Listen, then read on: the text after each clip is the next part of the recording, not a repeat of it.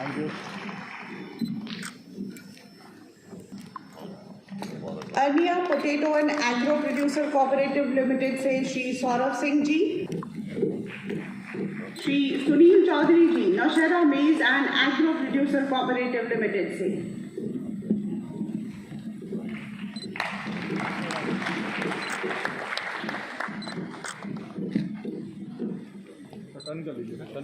प्रोत्साहन के लिए जोरदार तालियां बजाते रहिए।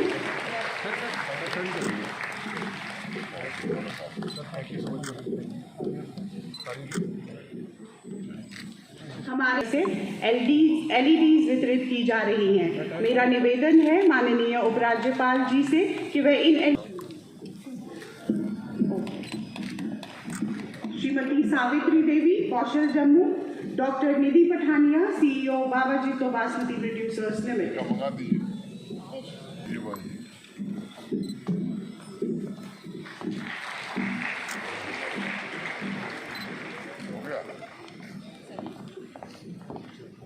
सिमाजी लेफ्टिनेंट गवर्नर जम्मू कश्मीर, लगातार मीटिंगें हो रही थी और तकरीबन हर और एक फॉर्मेशन हुई। सबसे पहले मैं अपने भी अदा करता हूँ कि ये एक वाटरशेड मूवमेंट है, ऐतिहासिक मूवमेंट है।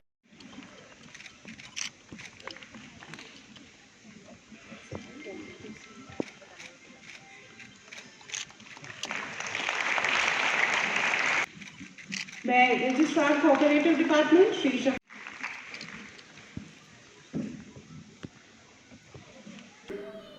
स्टेशन भी कोलेटरल के रूप में कोऑपरेटिव संस्था ने रख दिया थी। पटना का गांधी मैदान भी गिरवी रख दिया गया। ये जो बुराइयां आई, इसके कारण बड़ा धक्का लगा और कुछ सरकारी उपेक्षा भी थी और कुछ अंदर की कमियां भी थी, जिसके कारण इस पूरे सेक्टर को काफी नुकसान उठाना पड़ा और देश को नुकसान उठाना पड़ा। मुझे याद है कि 13वीं लोकसभा के अंदर पूरे देश में सहकारी समितियों के मेंबर्स की संख्या करीब 20 करोड़ थी। बाद के वर्षों में ये घटी। यूरोप और अमेरिका से अगर तुलना में करूं तो यूरोप में लगभग 46% और अमेरिका में 40% लोग किसी न किसी कोऑपरेटिव सोसाइटी के मेंबर हैं। भारत वर्ष में ये संख्या काफी कम है। पिछले 14-15 महीनों से देश में और जम्मू कश्मीर में भी फिर से एक बार प्रयास शुरू हुआ है, लेकिन अभी भी 8.5 लाख सहकारी समितियों का मजबूत आधार हमारे देश में है। 13 करोड़ सदस्यों की संख्या एक विश्वास हमें पैदा करती है कि देश को संपन्न और समृद्ध बनाने इनकी भूमिका महत्वपूर्ण हो सकती है। पिछले वर्ष मुझे बताया गया था कि जम्मू कश्मीर में 2 सहकारी एक्ट हैं, जिसका जिक्र भी जैसा मुद्दल कर रही हूँ, जिसकी वजह से भ्रम की स्थिति पैदा होती है। देश के संविधान के मुताबिक सहकारी क्षेत्र सिर्फ नीतियों और मल्टी स्टेट कोऑपरेटिव को छोड़कर राज्यों के विषय के अंतर्गत आता है। इसलिए मुझे विश्वास है कि इस प्रासंगिक एक्ट पर जो सेक्रेटरी ने बताया काम हो रहा है, ये मॉडल नियमों की ड्राफ्टिंग में इस बात का ध्यान रखा जाना चाहिए और जो नेशनल पॉलिसी से पूरी तरह अलाइन और जल्द ही वो कानून बन करके लोगों के बीच प्रस्तुत किया जा सके, इसकी व्यवस्था हमें आने वाले दिनों में सुनिश्चित करनी चाहिए। जम्मू कश्मीर के साथ कोऑपरेटिव डिपार्टमेंट ने 1 वर्ष का लेखा जोखा मुझे भी भेजा था। अभी सेक्रेटरी ने काफी विस्तार से बताया। कुछ बिंदुओं का जिक्र, इंश्योरेंस, टेक्निकल सर्विसेज, ये इंटर कोऑपरेशन, इंटीग्रेशन और पार्टनरशिप अगर हम स्थापित कर पाएंगे तो सहकारी समितियों के पोटेंशियल का बहुत ज्यादा लाभ ले पाएंगे। सहकारी समितियों के आपसी सहकार के लिए जरूरी है कि हमारे डिपार्टमेंट के बीच भी बेहतर कोऑर्डिनेशन हो और सहकारिता department, agriculture, rural development, tribal welfare, social welfare एक यूनिक इकोसिस्टम की तरह एक साथ मिलकर जब हम पढ़ेंगे तो मुझे लगता है कि जम्मू कश्मीर के आवाम के हितों के प्रति हम अपनी सजगता और प्रतिबद्धता दर्शा पाएंगे। सभी डिपार्टमेंट में से मैं निवेदन करना चाहूँगा कि क्षेत्रीय असंतुलन समाप्त करने के लिए हमें हर जिले में पॉपुलेशन पर कोऑपरेटिव का भी अध्ययन करना मुझे लगता है कि आवश्यक प्रतीत होता है। वर्तमान में अगर आप देखेंगे तो नेशनल एवरेज के मुताबिक 1417 लोगों पर एक सहकारी समिति है। अब हमें जम्मू कश्मीर में भी ये विचार करना पड़ेगा, जम्मू में क्या एवरेज है, कठुआ में एवरेज क्या है, कुलगाम में क्या है, राजौरी या पुंछ में क्या है। ये मुझे लगता है कि कोऑपरेटिव डिपार्टमेंट को जब अगली बार हम सब सम्मेलन करें तो हमारे फिंगर टिप्स पर होना चाहिए ये आंकड़े, ताकि जो बात इक्विटी की जा रही समावेशी विकास जिसे हम कहते हैं वो पूरे यूटी में हम लागू कर सकें। जिस दिन हमारे पास रेडीमेड और अपडेटेड डेटा सेट तैयार हो जाएगा उस दिन सहकारिता को लेकर हमारा प्रमोशनल कैंपेन निश्चित रूप से सफल होगा और उस स्पेसिफिक एरिया से संबंधित एक्टिविटीज को ध्यान में रखते हैं सभी stakeholders unique business model भी तैयार कर सकेंगे। मुझे प्रसन्नता है जम्मू कश्मीर के 5 सरकारी स्कूलों में स्मार्ट क्लासरूम बनाए गए हैं और मुझे लगता है नए सेक्टर्स भी अब हमें आइडेंटिफाई करने की जरूरत है। कुछ एरियाज हैं जैसे collective cooperative farming, value chain based cooperative, green transport, green energy societies. Gujarat के खेड़ा में ग्रीन एनर्जी सहकारी समिति बनी जो किसानों द्वारा ऑपरेट की जाती है और हर समिति लगभग 300 unit solar DPR national cooperative development corporation को प्रस्तुत किया है। हर गांव में पैक्स हो, वह बहुउद्देशीय एवं बहुआयामी हो, इसकी दिशा में भी प्रयास करने की जरूरत है। और मुझे बताया गया कि 537 पैक्स को केंद्र सरकार के कंप्यूटराइजेशन स्कीम के लाभों के लिए संस्तुत किया गया है। 3 सालों में 1200 पैक्स के रिवाइवल का भी लक्ष्य रखा गया है। मुझे लगता है कि ये माननीय प्रधानमंत्री जी के संकल्प को पूरा करने की दिशा में एक सही प्रयास हो रहा है और मुझे प्रसन्नता है कि पैक्स से लेकर एपेक्स तक की श्रृंखलाबद्ध वृद्धि के लिए जो प्रयास है ये जम्मू कश्मीर को नई ऊंचाई पर जरूर पहुंचाएंगे। कुछ अन्य बिंदुओं पर मित्रों में चर्चा करना चाहूंगा। इसके अलावा मुझे लगता है कि डिस्ट्रिक्ट कोऑपरेटिव बैंक ये हमारा अगला कदम होना चाहिए। अगर 20 जिले हैं तो कैसे आने वाले समय में हम 20 जिले में डिस्ट्रिक्ट कोऑपरेटिव बैंक पुनर्स्थापित कर सकते हैं, इस पर हमें विचार करने की जरूरत है। ये अपनी माध्यमों का किसान तक पहुंचाने विश्व की पहली कोऑपरेटिव सोसाइटी 1844 में रोजडेल में स्थापित की। लगभग 12 विकसित राज्यों की संस्थाओं का मोटे तौर पर जब से कार्यक्रम तय हुआ मैंने थोड़ा बहुत अध्ययन किया और पिछले 2-3 वर्षों के उनके परफॉर्मेंस को समझने की कोशिश की। इसके बाद जो विचार मेरे मन में आया मुझे लगता है कि उसे साझा करना बड़ा जरूरी है। ये ठीक है कि एग्रीकल्चर और एलाइड सेक्टर की जो एपेक्स कमेटी उसकी रिकमेंडेशन को ध्यान से पढ़ेंगे तो उसमें कोऑपरेटिव की भूमिका बड़ी महत्वपूर्ण है। डुल्लू साहब ने उसके बारे में बहुत विस्तार से बताया, मैं उसकी चर्चा नहीं करना चाहता हूँ। लेकिन अब मुझे लगता है कि आज के तकनीकी युग में स्टार्टअप और यूनिकॉर्न के युग सहकारी समितियों को रिलेवेंट रहने समझने के लिए क्या कदम उठाने की जरूरत पड़ेगी, ये हमको जरूर विचार करना होगा। 1 वर्ष का लेखा जोखा मुझे भी भेजा था, अभी सेक्रेटरी ने काफी विस्तार से बताया। कुछ बिंदुओं का जिक्र मैं करना चाहूंगा। पिछले वर्ष सहकारिता डिपार्टमेंट ने ऑनलाइन रजिस्ट्रेशन शुरू किया। अप्रैल 2021 से लेकर अब तक 1006 सहकारी संस्थाओं का रजिस्ट्रेशन किया जा चुका है। 277 सहकारी समितियों का रजिस्ट्रेशन तो महज 10 दिनों में ये बैक टू विलेज कार्यक्रम जो चल रहा था उसके अंतर्गत किया गया। ज्यादातर सहकारी समितियां dairy, poultry, agriculture, consumer housing, health और एजुकेशन के क्षेत्र में है। मुझे यकीन है कि आने वाले भविष्य में सामाजिक आर्थिक विकास के सबसे उपयुक्त साधन बनेंगे। सहकारी समितियों के मेंबर्स को ट्रेनिंग देने के लिए भी योजनाबद्ध तरीके से कार्यक्रम चलाया गया है और अभी बताया गया कि 31,578 लोगों को ट्रेनिंग दी जा चुकी है। सहकारी समितियों में लोकतांत्रिक व्यवस्था निश्चित रूप से स्थापित हो, इसके लिए चुनाव कराए जा रहे हैं और अभी तक आपने सुना कि 896 सहकारी समितियों के चुनाव हो चुके हैं। मुझे उम्मीद है कि बाकी के भी चुनाव जल्दी पूरे कर लिए जाएंगे।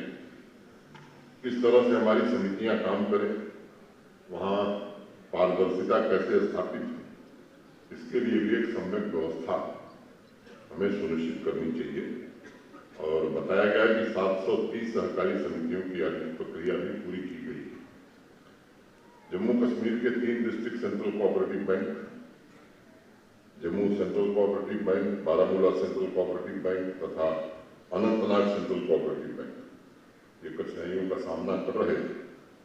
इन तीनों संस्थाओं में लगभग 255 करोड़ रुपए का रिकैपिटलाइजेशन किया गया है।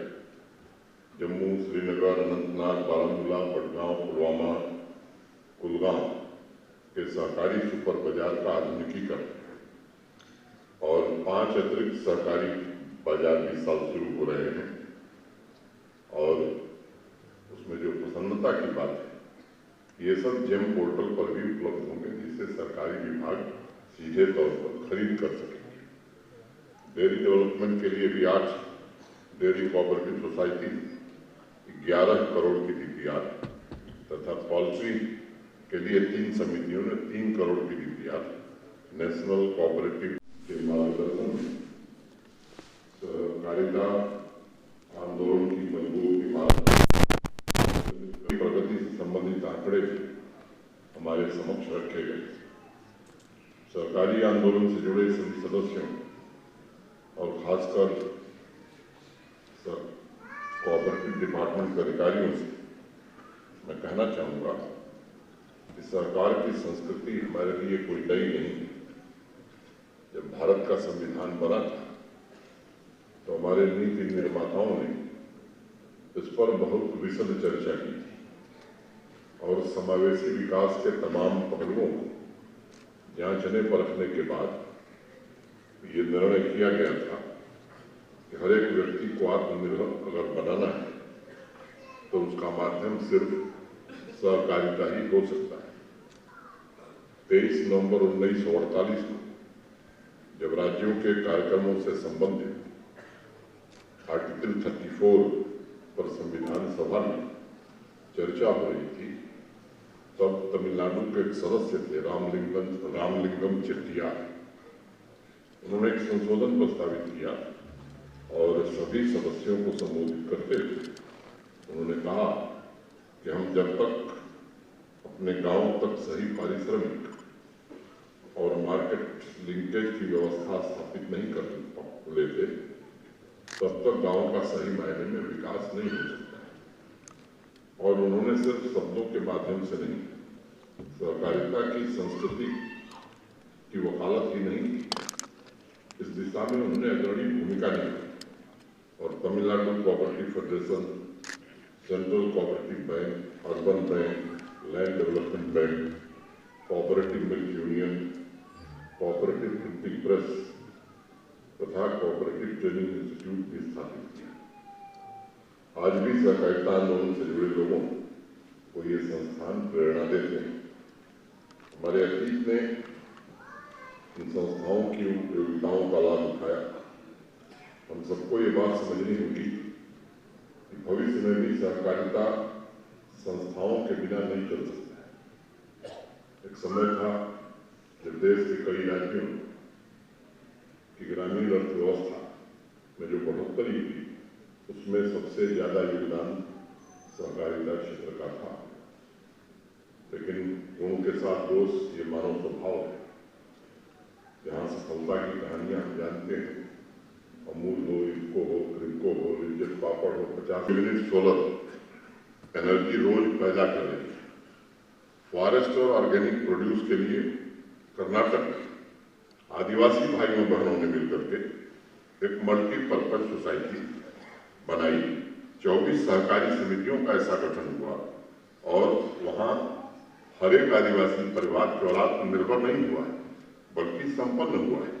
मेरा निवेदन होगा कि सहकारिता से जुड़े लोगों के साथ मिल बैठकर वाइबिलिटी और वल्नरेबल सेक्शन को ध्यान में रखते हुए एक व्यापक रूपरेखा हम भविष्य के लिए बना सकते। एफपीओ स्थापित करने की दिशा में आवश्यक कदम उठाए गए हैं।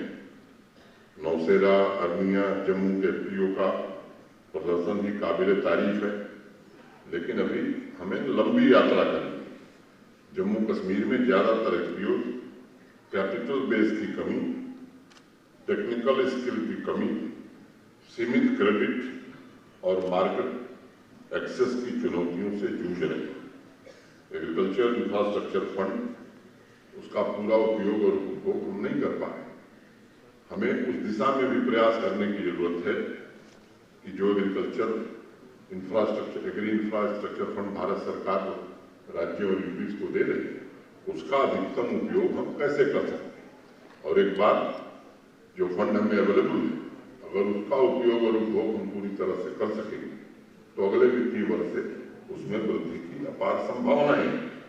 अन्य राज्यों की तरफ एफपीओ गोदाम निर्माण से लेकर के बाकी कार्यों के लिए भी प्रोत्साहित की जा सकती है। मैं समझता हूं कि हमारा सहकारिता आंदोलन तभी सफल होगा जब पूरे एग्रीकल्चर और लाइफ सेक्टर से जुड़े 13 लाख परिवार जिसका जिक्र हो रहा है, लगभग 70% लोग जम्मू कश्मीर ग्रामीण अर्थव्यवस्था से जुड़ा प्रत्येक व्यक्ति आत्मनिर्भर तभी हो पाएगा जब एग्रीकल्चर, एलाइड सेक्टर और कोऑपरेटिव साथ साथ मिलकर के रेल की 2 पटरियों की तरफ एक साथ बढ़ेंगे।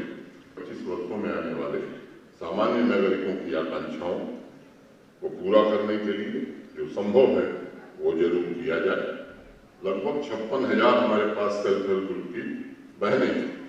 उन्हें सहकारिता के सिस्टम से किस प्रकार से उनको हिस्सा बनाया जा सकता है, इस दिशा में भी हमें सोचना होगा। छोटी पूंजी, कम ऊर्जा इकट्ठा करके बड़ा कमर्शियल स्वरूप, एक लंबी यात्रा तय की और इस इकोसिस्टम के 2 महत्वपूर्ण पिलर होंगे। एक एडमिनिस्ट्रेटिव स्ट्रक्चर, दूसरा उससे ज्यादा महत्वपूर्ण है बिजनेस एनवायरनमेंट। मुझे लगता है कि ये दोनों पर साथ साथ हम फोकस ध्यान केंद्रित करेंगे तब इस इकोसिस्टम को हम मजबूत कर पाएंगे।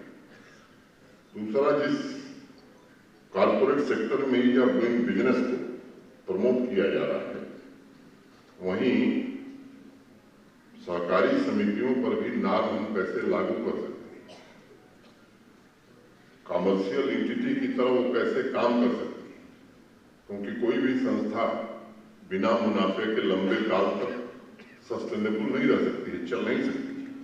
और तीसरी बात, सहकारी समितियों के हर एक स्तर पर मैनेजेरियल और लीडरशिप रोल में महिलाओं की भागीदारी बढ़ाना और समाज के वे तक जो किन्हीं कारणों से पीछे रहे, चाहे वो अनुसूचित जाति के लोग हों, अनुसूचित जनजाति के लोग हैं या पिछड़े वर्ग के लोग, इनकी भी आबादी के अनुपात में भागीदारी सुनिश्चित करना।